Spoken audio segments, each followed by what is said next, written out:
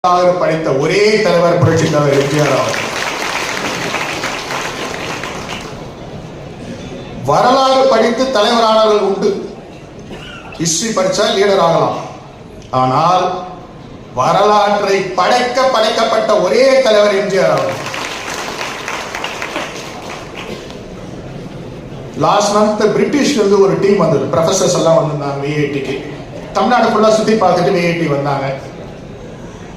300 ஆண்டுகள் நம்மளை ஆண்டவர்கள் பிரிட்டிஷ் ஆங்கிலம்.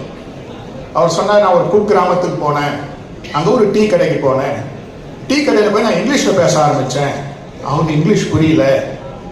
அது கேட்டார், அவன் போர்டு மட்டும் இங்கிலீஷில் வச்சுருக்கேன், இங்கிலீஷ் புரியாதாராம். அவர் சொன்னாராம், எனக்கு தெரிஞ்ச 3 வார்த்தை எம்ஜிஆர் தான், ஏபிசிடிலாம் எனக்கு தெரியாது.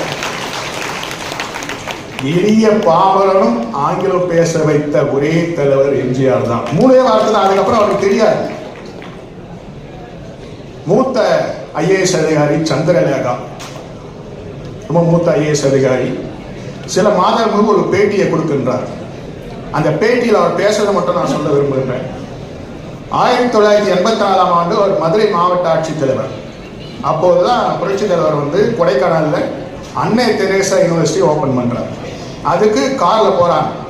சந்திரலேகா ஐஏஎஸ், அமைச்சர் காளிமுத்து, முதல்ல 3 பேரும் கார்ல போறாங்க. கார்ல போகும்போது திண்டுக்கல்லை கிராஸ் பண்ணும்போது உடனே தலைவர் கேட்கிறாரு, 1972 தான் கட்சி ஆரம்பிச்சு ஃபர்ஸ்ட் எலெக்ஷன். அதில் எலெக்ஷன் மீட்டிங்கில் ஒருத்தர் இறந்துடுறாரு. அவர் பேர் சுப்பிரமணியம். அவர் அப்போதான் புதியமா திருமணமானவர், நியூலி மேரீடு. அவரை பற்றி அவர் மனைவி எப்படி இருக்காங்க, குழந்தை எப்படி இருக்குன்னு விசாரிங்க அப்படின்னு கலெக்டர்கிட்ட சொல்றாரு. முடிந்தது.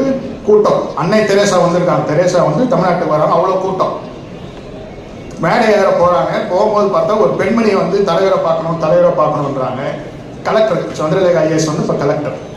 போலீஸ் தடுக்கிறாங்க. இவங்க போய் நீ யார், எதுக்காக தலைவரை பார்க்கணும்னு சொல்றாங்க. அந்த பெண்மணி சொல்றாங்க, திண்டுக்கல் சுப்பிரமணியத்தோட மனைவின்னு சொல்லுங்க, தலைவருக்கு தெரியும்ன்றாங்க. இவனுக்கு பெரிய ஆச்சரியம். அவரை பத்தி தான் கார்ல கேட்கிறாரு. அப்ப யோசிக்கிறாங்க, 72 அந்த சம்பவம் 84, 12 வருஷமா தலைவர் எது உதவி செய்யாம இருப்பாரு அப்படின்னு யோசிக்கிறாங்க. அவர் சொல்றாரு, உங்களால் முடிஞ்ச அரசாங்க உதவி செய்யுங்க, தனிப்பட்டதான் நான் செய்யறேன் அப்படின்றாரு. சரி, அந்த பெண்மணியை போய் கூப்பிடுறாங்க. நீ தான் அந்த சுப்பிரமணிய மனைவி? ஆமா.